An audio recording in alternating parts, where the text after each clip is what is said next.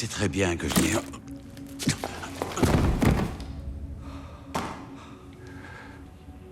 On lui fera aucun mal. Au groupe W. The story begins in a quiet village on the outskirts of Bangkok, Thailand. A French father and son, Largo and Gome, are on a trip that's both a vacation and a way to honor Largo's late wife, who was originally from Thailand and tragically drowned years ago. While staying there, they helped Gome's grandfather repair a water pump for the villagers. But no matter what they tried, the pump wouldn't stay in place. Determined to solve the issue, Gome turned to YouTube for guidance, ignoring his father's suggestion to work together. Largo and Gome often clashed because of their different approaches to things, though Largo cared deeply for his son. Seeing the tension, Gome's grandfather stepped in, advising him to listen to his father. Reluctantly, Gome agreed. Later, while visiting his mother's grave, another argument erupted. Gome wanted to stay longer, but Largo insisted they had to return to Paris. This was just a visit, not a new life. Frustrated, Gome stormed off, unaware that someone was watching them from a distance. Suddenly, a scream echoed through the village. Gome was yelling for help. Largo rushed over, but gunfire erupted as a group of masked men attacked. The mysterious figure watching them had sent these kidnappers. They took Gome, but Largo wasn't about to let them get away. Using his combat skills, he fought back, even managing to take down one of the kidnappers with a knife.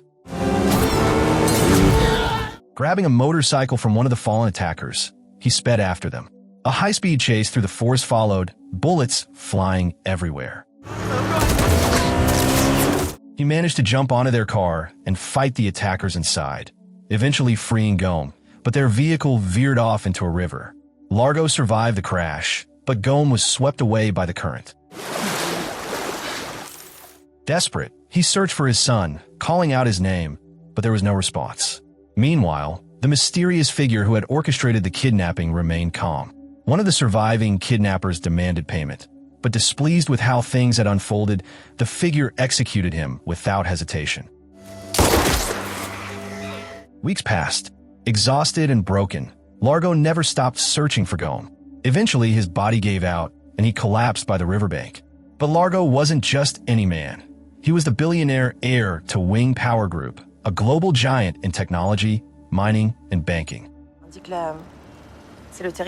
Determined to find his son, he relocated the company's headquarters to Bangkok. His main focus? Tracking down Gome, no matter the cost. One day, after finishing a workout, his assistant Chloe brought an update. She had set up facial recognition in the area where Gome vanished. Meanwhile, Largo presented Wing Power's latest innovation, an advanced aircraft made entirely from recycled materials. He credited the idea to Gome, who had always been passionate about sustainability. But during the event, something unexpected happened. The virtual conference was interrupted by a video call from Dennis, the head of one of Wing Power subsidiaries. Dennis was furious, confronting Largo over massive layoffs under his leadership. Then, in a shocking and horrifying moment, he did something unthinkable live on camera. The audience was left in shock. Immediately after, Largo's phone rang. It was Gome. He was terrified, begging for help. Before Chloe could track the call, the voice on the other end changed. It was a kidnapper, eerily calm. He assured Largo that Gome was alive, but warned that if he didn't follow instructions, things would take a deadly turn. Then the call ended. The danger wasn't over. Soon after, Dennis' lifeless body was found, lying next to the same kidnapper who had called Largo. This wasn't just about ransom. Something far more sinister was unfolding. Meanwhile, chaos erupted at Wing Power. Employees, outraged by Dennis' shocking death, staged massive protests, pushing the company toward crisis. Amid the turmoil, Largo attended an emergency meeting with his executives. Julius, a senior member, joined via video call, reporting that the company's financials looked great after a recent acquisition. Denis a dit qu'il a voulu me joindre à plusieurs. But Largo wasn't convinced. He immediately called out the reports as fake and demanded answers. A name surfaced, Steve Monroe from Ottawa, but there was a problem. Monroe had mysteriously vanished, Et qui plus est d'un homme que j'appréciais, Largo. and authorities were already investigating. It turned out Dennis had tried to reach Largo before his death, but another executive claimed he had gone completely off the grid. As tensions rose, someone suggested shutting down Wing Power, Dites-moi que vous n'avez pas joué en... but Largo refused. Closing the company would mean thousands of lost jobs and economic collapse in the region. Determined to find answers, Largo went to Dennis' house. No one answered, so he let himself in. Inside, he found dried bloodstains, a clear sign something terrible had happened. Searching for clues, he checked Dennis' laptop. But before he could investigate further, a woman appeared, gun drawn. Gros trou dans la tête, compris? It was Helen, Dennis' wife. She blamed Largo for her husband's downfall, convinced he was part of the problem. Largo stayed calm, explaining that he was trying to save both the company and his kidnapped son. Pour empêcher la fermeture de Wing Power. Hearing this, Helen lowered her gun and revealed a crucial detail. Monroe had never been honest about the company's finances, and Dennis had blindly trusted him. On top of that, Monroe had been dealing with a shady supplier in Burma, supposedly selling large amounts of copper and cobalt, but the materials never arrived. Ton Monroe, là. It turned out Monroe had been manipulating Wing Power's inventory and draining its cash reserves. The company involved? Laguna. But before Helen could say more, a man attacked her from behind, knocking her unconscious. Largo was next. The attacker electrocuted him, sending him crashing to the floor. As Helen, barely conscious, whispered, "Laguna," the man played a recording of Gome begging for help, fueling Largo's rage. But before anything more could happen, police sirens blared. The attacker fled, leaving Largo unconscious. The next thing we see is chaos at Wing Power's headquarters. Chloe and the executives gathered around screen, staring in disbelief at the breaking news. Largo had just been arrested for Helen's murder. Chloe was stunned. Meanwhile, in his jail cell, Largo wasn't alone. A young woman, completely unfazed by the situation, pulled out a hidden phone and started streaming live on Instagram. Seizing the opportunity, Largo grabbed the phone and tried to call a trusted contact. Back in the boardroom, one of the people Largo tried to call, Cochran, was in the middle of the meeting, too preoccupied to answer. The executives were debating the company's future. Then, Cochran made a bold suggestion, activating trigger code 51. Some hesitated, but he argued that Largo had left them no choice. After a brief but tense discussion, they all agreed. It was time to set the plan in motion. The scene jumps back to jail, where a cop warns the young woman her case looks bad. Instead of fear, she smirks, throwing a sarcastic remark his way. Furious, the officer storms into her cell, ready to teach her a lesson. But before he can act, Largo steps in, reminding him that her phone is streaming. The officer hesitates, but Largo doesn't. He takes him down cold. Wasting no time, he tells the girl to grab the keys, and they break out. Slipping through a back window, they make a quick escape. Outside, the girl deflates a police car's tires for extra time. They use a roof box cover as a sled, sliding down to a lower level. By the time the cops react, they're already stuck dealing with flat tires, giving Largo and the girl a perfect head start. Just as they think they're safe, a man on a snowmobile appears, chasing them. Things get worse when another vehicle blocks their path.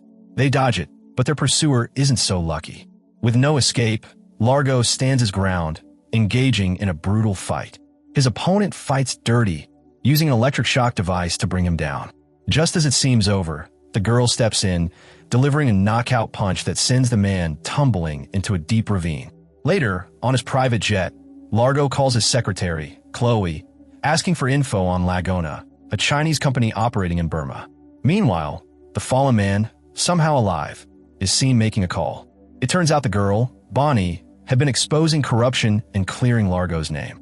Learning this, the man sets his sights on Bangkok. At Wing Pao headquarters, Cochran instructs Chloe to spread damaging information about Largo, but she refuses. Bonnie already repaired his reputation. Meanwhile, in Bangkok, Largo and Bonnie take a boat to meet his father-in-law, Arun. Back at Wing Pao, the mysterious man confronts Cochran. He kills an associate, forcing Cochran to take the blame. When Cochran hesitates, the man threatens his daughter, Emily. With no choice, Cochran complies. Meanwhile, Chloe updates Largo on Laguna. The company is owned by Sean. Determined, Largo heads out to find him. On the way, Chloe reveals two high-profile executives have been found dead. A flashback reveals the man's identity, Ezio. As a child, he and his father protested against Largo's father, blaming him for an invention that left them unable to feel pain. During a scuffle, young Ezio accidentally shot his father while being restrained by Largo. In the present, Largo, Chloe, and Bonnie disguise themselves as immigrants to sneak into Shan's compound. While Chloe hacks the security system, Largo steps in to stop a soldier from mistreating a sick child. He knocks the man out and carries the child to safety. Meanwhile, Chloe suddenly finds herself at gunpoint. Ezio has caught her. To her surprise, he asks if the plan is still on. She suggests they take Shan's money and vanish, but Ezio insists on following through, including arranging a meeting between Largo and Sean. Largo tells Bonnie to look after the child while he confronts Sean. Before he leaves, Chloe warns him it might be a trap. Largo doesn't reply and heads out. Meanwhile, Chloe tries to warn Ezio not to kill Largo, but before she can, Bonnie attacks her, realizing she's been playing both sides. Largo finally meets Sean, who hands him a ledger detailing company sales. Sean admits he was misled by one of Largo's subsidiaries. Largo demands Number's location, but instead of answering, Sean and his men burst into laughter. Seizing the moment, Largo attacks, taking down the guards and forcing Sean to talk. Under pressure, Sean gives him a supposed location before losing consciousness. But when Largo arrives, he finds a stranger instead. Ezio appears behind him, gun in hand. He coldly states the truth. Number was swept away by the river the day he was taken. Ezio then orders Sean to retrieve a hard drive, but Sean attempts to pull a gun. Before he can fire, Largo throws a knife, taking him down. Ezio reveals the hard drive contains records of Wing Pao's transactions, hidden through cryptocurrency to mass corruption. Before they can process it, a construction truck smashes into the building. Chloe's behind the wheel. Using the distraction, Largo attacks Ezio. Soldiers open fire, forcing them to flee. Chloe takes out several men before Largo catches up with Ezio for a brutal fight. Chloe begs Largo to let him go, but years of betrayal have pushed him too far. They struggle, and both plummet from a great height. Chloe crashes onto a hard surface, while Bonnie lands in the water, barely conscious. Largo jumps in, pulling Bonnie to safety. With her last breath, Chloe tells him to use Ezio's electric device to revive Bonnie. He does, bringing her back. Meanwhile, Ezio escapes again. Sometime later, Bonnie is seen working as Largo's new secretary, showing their newfound trust. In the final scene, a quiet temple is shown. A monk calls out a name, Ezio, but the man who answers is Number, alive but suffering from memory loss. Shockingly, Ezio is there too, disguised as his father. He takes Number's hand and leads him away, leaving behind more questions than answers. If you enjoyed this breakdown, don't forget to hit the like button. And if not, hit dislike twice, just to be sure. Watch the movie for the full experience, and subscribe for more content.